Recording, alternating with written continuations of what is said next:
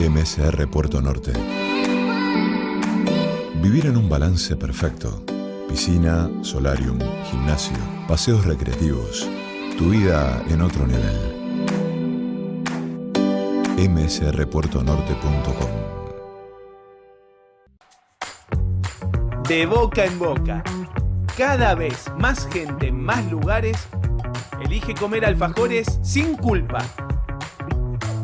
Porque no es solo un alfajor. Es un sin culpa. Pedilos en tu kiosco. Sin culpa.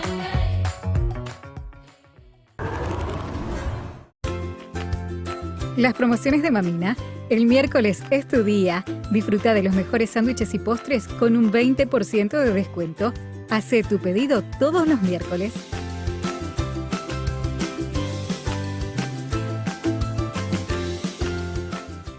Boero, ejes y suspensiones para remolques y camiones. Más de 30 años brindando soluciones para transporte de cargas.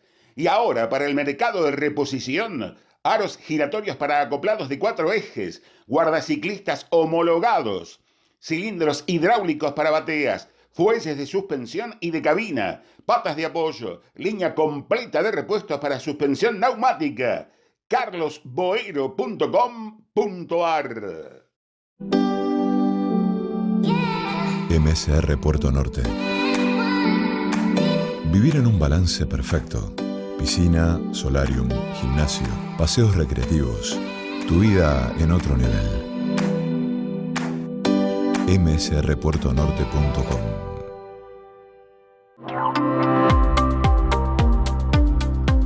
Etapa final ya de 52 minutos de este programón que estamos realizando, pero todavía nos queda mucho por hablar, nos quedan varios minutos. Lo decíamos al comienzo del programa, estamos en este mes patrio, hace poquito fue el día de la escarapela, ahora se viene el 25 de mayo. Tengo mi regalo que me hizo mi compañero Fabricio Navone, mi escarapela, qué lindo. ¿Te gusta la escarapela que le elegí? Sí, me encantó. La verdad que está muy buena, es tipo pin, muy Bueno, linda. ahora que usted se puso la escarapela, todo y está muy orgullosa de esa identidad, de esa argentinidad, Sí, como decía Jorge Luz. de este mes patrio, ¿no? Que bueno, Le hice una pregunta. ¿Quién Sí. fue el presidente de la primera junta? Cornelio. No me diga No. que lo sabía. ¿No? ¿Lo sabía? Sí, Cornelio perfecto. Saavedra, Sí, obvio. pero yo apostaba que no. ¿En serio? ¿Y qué sé yo? Pero me encantaba a mí el 25 de mayo estudiarlo en la escuela. Usted Pará, salía pero de- yo salía de dama antigua, me acuerdo que muchas veces me tocaba salir de negrita candombera, mi mamá me pintaba con el corcho la cara. Bueno, a mí me tocaba siempre de negrito, vendía pastelito, escoba, todo eso. Me gustaba. No me pintaba. ¿No te pintaba? Ya iba así, iba como... Iba al natural nomás. Vamos, Fabri, vamos a sumarla a esta mesa a Marcela Ternavasio, que ella es profesora, licenciada en Historia, actual investigadora independiente de CONICET y también del Consejo que investiga la UNR. También es profesora, nos contaba, bueno, un currículum muy amplio. Marcela, gracias por estar con nosotros. Y No, que al contrario. vamos a hablar, supongo, Marcela, de otro 25 de mayo que conocíamos en la escuela, ¿no? Sí, bueno, yo me tengo que remontar a la antigüedad clásica para aquel 25 de mayo de cuando era niña, pero sí, no obstante, yo creo que las celebraciones de las efemérides en las escuelas, a través de mis hijas, lo seguí viendo, digamos, con unas líneas de continuidad en torno a un relato muy clásico, ¿no? En donde el 25 de mayo, bueno, la pregunta clave que una maestra con dificultad no puede responder, y porque es realmente una pregunta compleja, es, bueno, ¿qué es lo que diferencia el 25 de mayo del 9 de julio? Es decir, ¿por qué hay dos fiestas patrias? Claro. Y esa es la gran pregunta que los historiadores han revisado en los últimos años, ¿no? Pero la doble efeméride, obviamente tampoco es una peculiaridad argentina. Si recorres los países hispanoamericanos, prácticamente todos tienen una doble celebración. La revolución y la independencia. Y ahí siempre hay una incomodidad que se cuela. Una incomodidad que aparte se atravesó no pacíficamente, ¿no? No pacíficamente, porque lo que explica en gran parte que se haya tardado en este caso 6 años en declarar la independencia y en otros varios años más, como el caso de Perú, el caso de México, es, entre otras cosas, la guerra. Digo, las alternativas que se abrían en 1810, bueno, fueron derivando rápidamente hacia una guerra y era una guerra internacional. digo, porque es la guerra napoleónica primero en Europa, donde se desprenden las revoluciones nuestras, y es una guerra a escala hispanoamericana contra una metrópoli que está en Europa. Entonces, bueno, en el marco de esa guerra, que dura prácticamente una década y media, las alternativas políticas que se van abriendo son muy diversas y son muy variantes en esos años. Ahora, igual después de declarar la independencia, Argentina abre otra caja de Pandora, que es la guerra intestina y tan cruenta, ¿no es cierto?, en la disputa entre el interior, entre Buenos Aires, que va durante prácticamente hasta el día de hoy, sigue... A ver, cuando declara la independencia en 1816, en realidad ahí tiene que definir una guerra de independencia que de ninguna manera está acabada, por el contrario, yo diría, recién empieza en términos de, bueno, se declara como un Estado-nación independiente en el derecho internacional, ahora van a tener una guerra en regla. Una guerra que, si bien en general la historiografía argentina dice, bueno, termina en 1820, bueno, no termina en 1820, termina en 1824 con la batalla de Ayacucho en el Alto Perú. Y la guerra que comienza en 1810 es ya una guerra civil. ¿Por qué? Bueno, en gran parte porque son todos ejércitos en los que están criollos en uno u otro bando. Es una guerra civil porque, por un lado, hay una guerra vertical contra la metrópoli, pero inmediatamente surge la guerra entre las distintas tendencias que querían darles distintos rumbos a la revolución. El caso del artiguismo en la banda oriental con su proyecto confederal y el caso del centralismo con sede en Buenos Aires es una de las tantas guerras civiles, digamos, que se inician. Ahora, solamente digo esta postilla. Es muy difícil en todo este periodo de la primera mitad del siglo XIX distinguir dónde empieza y dónde termina una guerra internacional de una guerra civil. ¿Por qué? Bueno, porque sencillamente se están trazando las fronteras y de la traza de esas fronteras, que depende, digamos, los posicionamientos en los distintos cuerpos territoriales, bueno, hasta dónde la guerra contra el Imperio de Brasil de 1825 a 1828 fue una guerra internacional o fue el epílogo de las guerras de independencia, de la cual surge otra independencia, que es la de la República del Uruguay. Entonces, uno podría, digamos, allí, yo diría, hasta la guerra del Paraguay, hasta la guerra de la Triple Alianza, las fronteras se están definiendo y las guerras civiles son en gran parte guerras internacionales porque involucran a otras potencias. Bueno, y eso, ¿se puede identificar en cada uno de los bandos qué es el factor que pesa a nivel internacional o local? Depende del momento, depende del momento.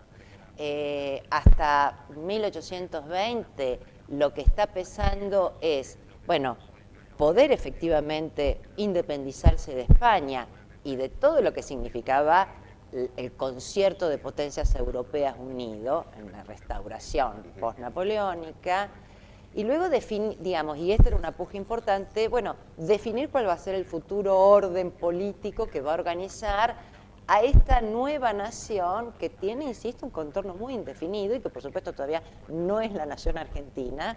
La nación argentina como república unificada nace en 1862, claro. O sea, es el caso más clamoroso en Hispanoamérica de fragmentación territorial, en este caso en provincias, que se va a prolongar por décadas.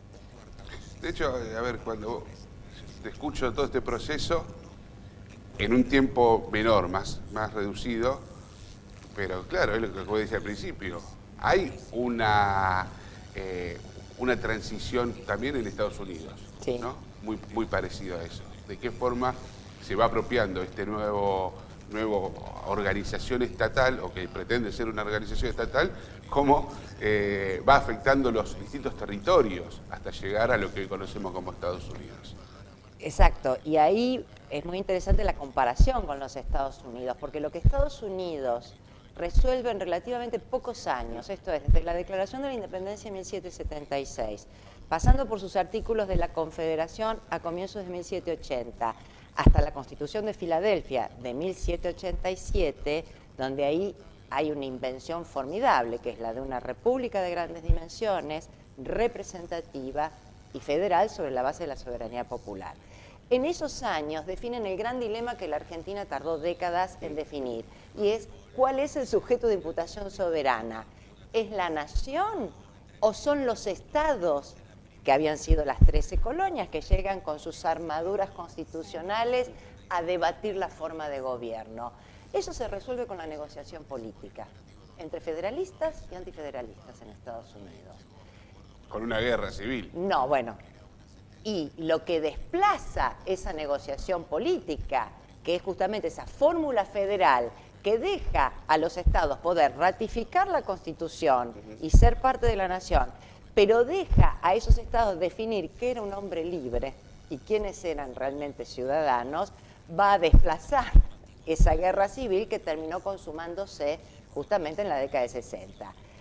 La forma, por lo tanto, en que nuestros juristas y políticos miran a los Estados Unidos va a ser muy distinta en las décadas previas a la Guerra Civil norteamericana y las posteriores, porque la Guerra Civil modifica, ¿no?, el modus operandi de ese gran experimento republicano, reforzando la figura del presidente, dándole una vuelta de tuerca al federalismo y un largo etcétera. Entonces, nuestros publicistas, nuestros políticos van a mirar de otro modo a ese modelo norteamericano, que como lo miraban en las décadas precedentes, donde Norteamérica era el futuro.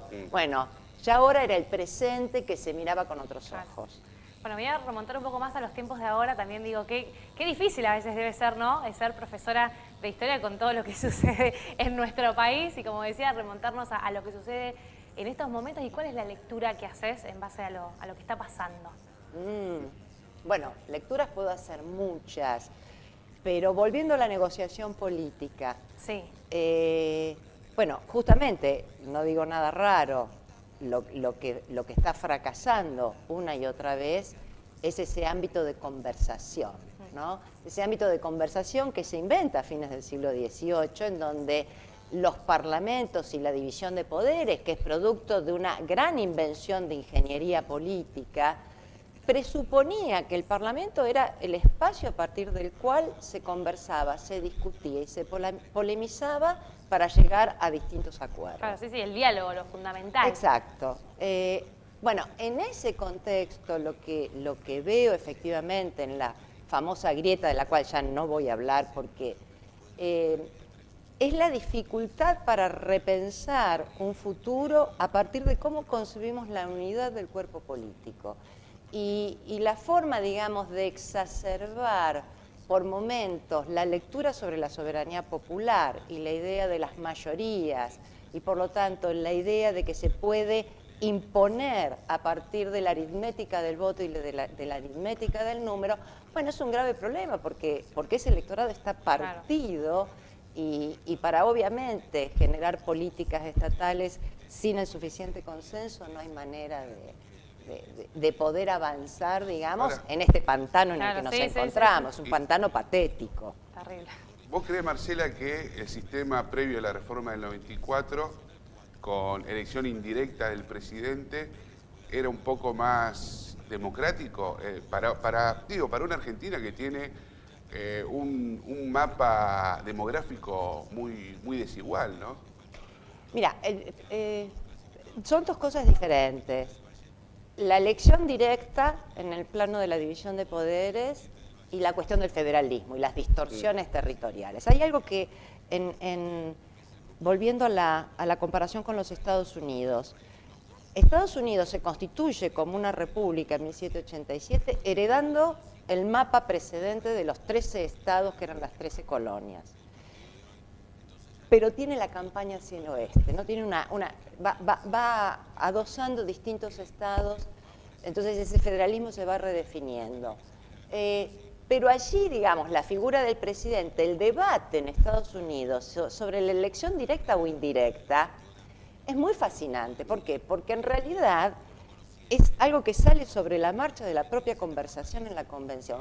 Madison tenía claro, como el gran arquitecto de esa Constitución, que el tamaño del Parlamento era importante. ¿Por qué? Porque tenía que ser una elección directa para desterritorializar los intereses locales y construir la idea de una nación. Después está el Senado, ¿no?, para compensar esa.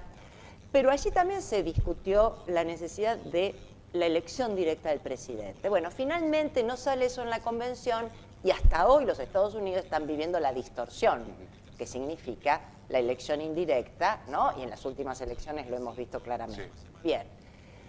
La reforma del 94 está pensada como un avance de democratización en términos de elección directa del presidente en relación a la vigente hasta ese momento, que era la elección indirecta. La elección indirecta siempre es un filtro en la soberanía popular. Entonces, sacar ese filtro se lo vio y se lo sigue viendo como un avance, digamos, democratizador de esa constitución. Ahora bien, ese cambio ya nos está mostrando, con esto cierro la idea, de que en efecto el eslabón más problemático de las repúblicas, el eslabón más endeble, yo diría, en contra del sentido común, es el del Poder Ejecutivo.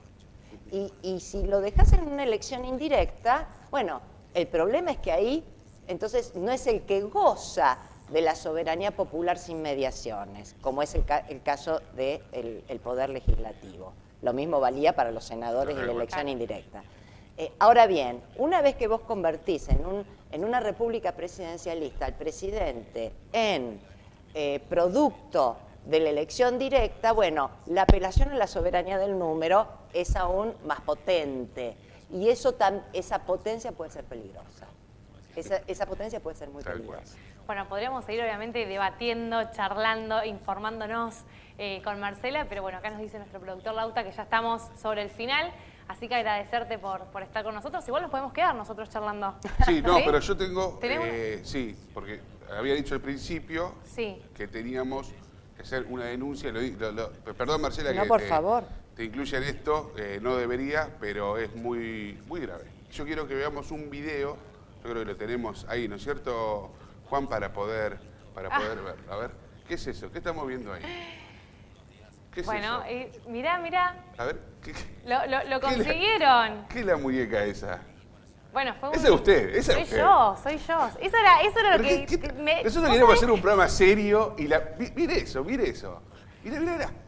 Es que sucedió. Le toma la temperatura. Bueno, ¿lo explico acá? Bueno, ¿Quién es ese señor? Un sugar... Tuvimos la posibilidad, bueno, un sugar daddy, algo así. Vino Tusam a la ciudad de Rosario a hacer obviamente sus diferentes charlas de coaching. Una es superación personal, dejar de fumar y poder adelgazar. Y lo convocamos a un programa que también sale por acá, por la pantalla de televisión regional, y también sale en Telefe Rosario, Generación X, donde, bueno, charlamos con él y hicimos me dijo que podíamos hacer la hipnotización. Deje de dar el chivo de su programa, porque estamos acá, pero... No, si sale por acá también. ¿Usted está hipnotizada ahí? Yo estaba concentrada, esa es la palabra. Concentración y relajación es lo que produce... No, de verdad, vamos a seguir debatiendo. La puso en un caballete ahí, Y como quedé. Yo me sorprendí cuando lo vi, porque yo estaba dura, como dice él, literal. Y cuando lo vi al aire no podía creerlo. Mire usted. Lo que logra. Puede fallar, No, pero no falló esta vez. Nos despedimos y nos reencontramos la semana que viene. Adiós.